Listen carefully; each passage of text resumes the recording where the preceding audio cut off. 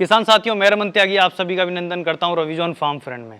साथियों, आज मैं आपको एक ऐसे फार्म पे लेके आया हूं जहां पर देसी 400 गायों का पालन हो रहा है और वो फार्म 30 साल से बहुत ही अच्छे तरीके से चल रहा है। तो हम जानेंगे ताऊ जी से उस फार्म के बारे में और वो किस तरीके से इस फार्म को सक्सेसफुल चला रहे हैं। तो चलिए देखते हैं।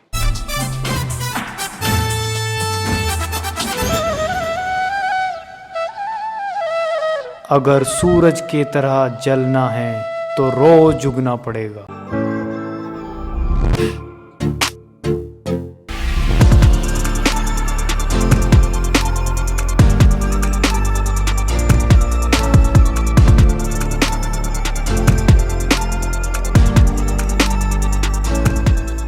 ताऊ जी, आपका स्वागत है हमारे रविजॉन फार्म फ्रेंड में। जो सामने से किसान भाई देख रहे हैं, पशुपालक देख रहे हैं, उन्हें आप अपने डेयरी फार्म का नाम बताएं, अपना नाम बताएं। मेरा नाम नरेश कुमार राम सिंह डेयरी के नाम से हमारा त्रावड़ी जिला करनाल हरियाणा में पिछले हम 30 सालों से गायें पालन कर रहे हैं। डेयरी के रूप में भी और ब्रीडिंग के रूप में भी हम दोनों ही काम करते हैं। जी, तो आपके डेयरी फार्म का नाम क्या है सर? बट लोग इसको साहिवाल डेयरी फार्म के नाम से भी जानने लग गया। अब तो राम सिंह मेरे बड़े भाई हैं। अच्छा, वो भी गौ बहुत उनके अंदर गौ सेवा का भाव है और वो ज़्यादा प्रेम गौ से करते हैं, मेरे से भी ज़्यादा। हम दोनों भाइयों का जो सारा पिछला जीवन है वो गौ सेवा में ही लग गया है। तो ताऊ जी, आप कितने टाइम से ये फार्म चला रहे हैं अपना? मुझे 35 साल हो गए हैं। वैसे तो मैंने NDRI से 1990 में ट्रेनिंग लेने के बाद पहले मैंने डिप्लोमा इंजीनियर किया इलाहाबाद से प्रिंटिंग टेक्नोलॉजी में। जी। प्रेस की नौकरी मुझे नहीं अच्छी लगी तो छोड़ के फिर मैंने गाय पालन शुरू किया। अच्छा, तो आप इतने समय से इतने बड़े फार्म को चला रहे हैं, अभी एट द प्रेजेंट आपके पास में कितनी गाय और कितनी नंदी हैं? अब हमारे पास टोटल 400 देसी नस्ल के गोवंश हैं, जिनमें से 300 से ऊपर तो साहिवाली प्योर नस्ल की गायें हमने अब खुद जो तैयार की हैं। पहले हमारे पास क्रॉस ब्रीड थी 15 साल पहले, वो हमने सब हटा दी। HF भी थी, जर्सी मिक्स भी थी। उनके दूध की गुणवत्ता कम होती चली गई जब से लोगों को A1 A2 का पता लगा। बीमारियां उनमें बहुत ज़्यादा थी।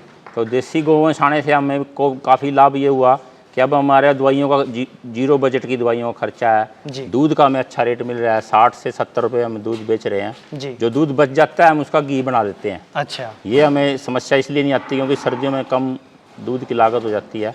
तो घी भी हमारा बिकने लग गया और साथ साथ हम बछड़ियाँ तैयार करके ना ब्रीडिंग पे भी इससे अच्छा मुनाफा कमा लेते हैं। ताऊ जी, होता क्या है कि YouTube के ऊपर वीडियोस देखने के बाद में कोई भी किसान भाई देसी गायों की डेयरी शुरू कर देता है और कुछ टाइम बाद ये होता है कि उसको बहुत बड़ा नुकसान हो जाता है और वो बंद करके उसको ख़त्म कर देता है।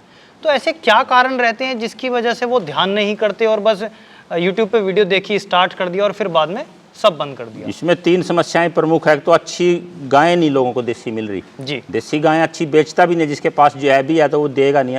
जो गायें मिक्स है, कुछ इसमें कुछ कमी है, वो बेचता है। दूसरा, एकदम आदमी ज़्यादा 10-20 गायें नहीं, मैं कहता हूँ शुरू 3-4 गायें से करें, धीरे धीरे उसको समझें गाय को। दूसरी समस्याएं नंदी ना रखना। गाय प्रेग्नेंट नहीं होती, 1 साल तक ऐसे AI करते रहते हैं, फिर वो खाली रह जाती है। उसको 1 साल क्या खिलाएं? फिर वो 1 साल जितना उसने दूध दिया हो उतना खा जाएगी। बिना दूध वाली गायें और जो गाभण भी नहीं है उसका कोई इस टाइम बेचने में भी वो बेच नहीं सकता, गाहक ही नहीं है। तो ये ज़रूरी है कि गायें को 2 महीने बाद प्रेग्नेंट करा लें और उससे अच्छी खड़ाई पड़ाई। ये भी सबसे अनुभव की कमी के कारण मार्केट में हरा चारे की कमी है, अच्छा चारा हम पैदा नहीं कर रहे। ज़मीन जिनके पास नहीं है, मैं तो ये कहता हूँ उनको गाय पालन भी नहीं करनी चाहिए। अच्छा, गाय के लिए ज़मीन होना बड़ा ज़रूरी है और हरा चारा पैदा करना अपना, वो भी मार्केट से नहीं, क्योंकि मार्केट में अच्छी क्वालिटी का हरा चारा मिलेगा ही नहीं। कोई उसको बिल्कुल जिस स्टेज पे हम हरा चारा को डाल रहे हैं उसकी ऐसी स्टेज हो कि दाना बनने के टाइम उसकी उसी टाइम में उसको धीरे धीरे हम 1 एकड़ में अगर 3 बार हरा चारा बोएं, उसका भी एक तरीका है बोने का। भाई हम थोड़ा उसको पकने की स्टेज में खड़ाएं। और दूसरा, सूखा चारा उसको भी हम सीजन में इकट्ठा कर लें। मार्केट में उसके भी कई गुना रेट हो गए हैं। तो सबसे बड़ी समस्याएं तो यही हैं कि हम खड़ाई पड़ाई उसकी सस्ती नहीं कर पाते, अपनी खुद की पैदा नहीं कर पाते। प्लस उसका ये है कि मार्केटिंग, जो मैं सबसे मुख्य कहूँगा कि दूध के देसी के उसी लोग को जो देसी गाय का गुणों को इसके पता है। सस्ता मत दें इसका दूध, और इसका गोबर और गौमूत्र इसका भी जरूर हमें खाद के तौर पे, ये भी एक इसका प्रसार अब हो गया कि केंचुआ खाद बनाएं, कुछ गोबर की खाद बनाएं, जहाँ से भी हो सके इसकी ये भी उत्पाद को हम बेचें। तो ताऊ जी, आपके फार्म पे दूध की कितनी प्रोडक्शन है पर डे की? दूध की हमारे यहाँ ज़्यादा प्रोडक्शन नहीं है, हम बछड़ियाँ 200 तो बछड़े ही हैं हमारे यहाँ। जो बछड़े भी नंदी अच्छी गायों के जो 15 लीटर से ऊपर दूध दे रही जी। हैं, उनके सबको नंदी तैयार करते हैं हम। और हमारे बिक जाते हैं नंदी 30,000, 35-40 तक का हम बेच देते हैं। गौशालाओं को भी कुछ कम रेट में भी दे देते हैं, आश्रम को भी। कई लोगों को नंदियों की ज़रूरत है और फ़ोन करते हैं लोग, अच्छे नंदियों के लिए डिमांड ही रहती है। और बछड़ियाँ हमारी कई गुना रेट पे बिकती हैं। जो अच्छी बछड़ियाँ हम तैयार करते हैं उनकी भी काफ़ी डिमांड है। और ये जो बछड़ी पालन है ये भी बड़ा एक ज़रूरी है डेयरी चलाने के लिए, क्योंकि अगर अच्छी गायें हम नहीं खरीद पाते तो कम से कम हम उसको तैयार कर लें।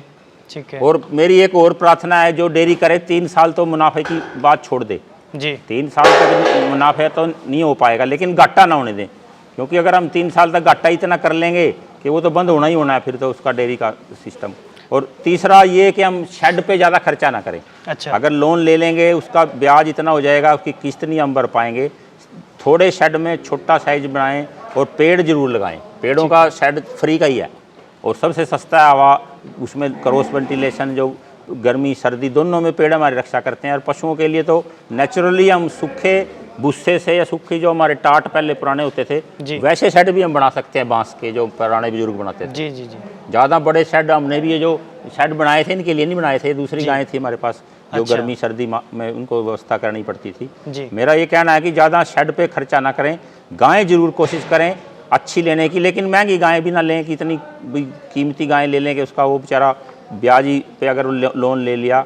थोड़ी 10% साहिवाल मिक्स भी है, कोई बात नहीं, 90 उसकी बछड़ी 100% हो जाएगी। अच्छा। ऐसा भी हम सोच सकते हैं। अभी गाय को हम चुनें भी कैसी गाय लें। जी।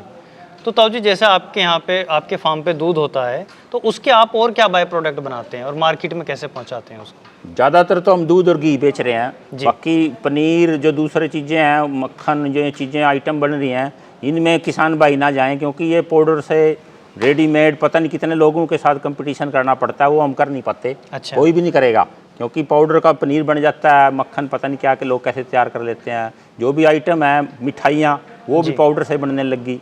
जितनी भी हम दूध की क्वालिटी पे ध्यान दें और A2 प्रोटीन कह के लोगों को बेचें भी ये गाय का दूध पी के देखो। अब मेरा सर्तिया ये दावा है, अगर हम HD और LDL जो आजकल समस्याएं कोलेस्ट्रॉल की आ गई, अगर इसका घी खाएंगे तो 3 महीने में सर्तिया उसका हम रिजल्ट देख लेंगे कि उसका HDL जो है वो बढ़ेगा, LDL कम हो जाएगा। अच्छा। और डायबिटीज़ जो शुगर के रोगी अगर इसका दूध पियेंगे, पक्का मेरी शर्त यह है कि वो इस अमृत को पी के स्वस्थ होंगे। तो वो 100 रुपये भी हमारे से गाँव में किसान भाई से खरीदेंगे। तो आपके फार्म पे जो गाय हैं, आप उनको चारा और दाना कितना देते हैं? बहुत कम हम दाने पे व्यवस्था करते हैं। हम तो चारे पे कोशिश ये रखती है अभी हम 12 महीने हरा चारा पैदा करें। कुछ साइलेज भी हम बनाना शुरू किया है अब। वो अगर जिस समय हरा चारा ना हो तो साइलेज, अचार मक्के का, जई का हमने बनाया है। और भूसा 2 किलो, 1-2 किलो से ज़्यादा नहीं था। दूसरी दान की जो पराली है वो भी ये गायें जो ड्राई गायें हैं, इसके लिए कोई समस्या नहीं है डालने में, वो भी किसान भाई डाल सकते हैं। वो बड़ी सस्ती है। हरियाणा, पंजाब, उत्तर प्रदेश में बासमती दान की तो बहुत अच्छी पराली मिलती है। अगर वो भी इसको खिलाई जाए सूखे चारे में, वो एक विकल्प के तौर पे ये खा लेती है। अच्छा।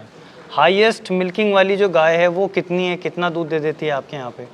जो 15 लीटर से ऊपर की गायें हैं वो आजकल तो ये 2 महीने जो जुलाई अगस्त का नहीं दे पाती गायें, मक्खी मच्छर भी हैं, उमस है। लेकिन 12, 14, 15 तो ये इस महीने में हम उसको सिर्फ 2 किलो सुबह और 2 किलो शाम को मिक्स राशन जो अपना खुद का तैयार करते हैं वो डालते हैं। अच्छा। तो ताऊ जी, और आप क्या कहना चाहेंगे जो पशुपालक भाई हैं या कोई डेयरी फार्म स्टार्ट करना चाहता है, तो उनसे और क्या कहना चाहेंगे? सबसे तो मैं ये कहना चाहता हूँ कि जिस भाई को गाय से प्रेम हो, खुद करने की भी उसके अंदर इतनी शक्ति हो कि वो अपने शरीर से भी काम करे।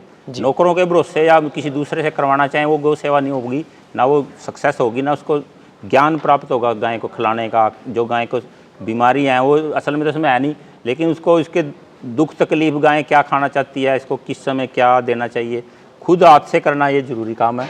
और साथ में जैसे दूध हाथ से मिल्किंग हमने करनी शुरू की, हमारे थनों की समस्याएं, बच्चों को दूध पिलाने की वो बिल्कुल जीरो हो गई जी। हमने बिना मशीनों के हाथ से काम करेंगे तो उसमें ज़्यादा अच्छे रिजल्ट हैं। और साथ साथ बछड़े इसके नंदी पालें, वो बड़े अच्छे, हर साल बच्चा लेना है गाय से, हर साल गाय तैयार हों। और साहिवाल के गुणों को पहचान लें जी। भाई ये गाय किस तरह की होती है। लोगों को साहिवाल के गुणों का भी नहीं पता है, भाई इसके कैसे कान है, कैसा इसका शरीर है, कैसे थन होते हैं, ये जानकारी जरूर होनी चाहिए। तो ताऊ जी, अगर कोई किसान भाई आपसे बछिया लेना चाहे, गाय लेना चाहे, नंदी लेना चाहे, तो उसकी क्या प्रक्रिया है? ज़्यादा तो हमारे यहाँ हम साल में पशु बेचते नहीं हैं, कम ही हमारे यहाँ।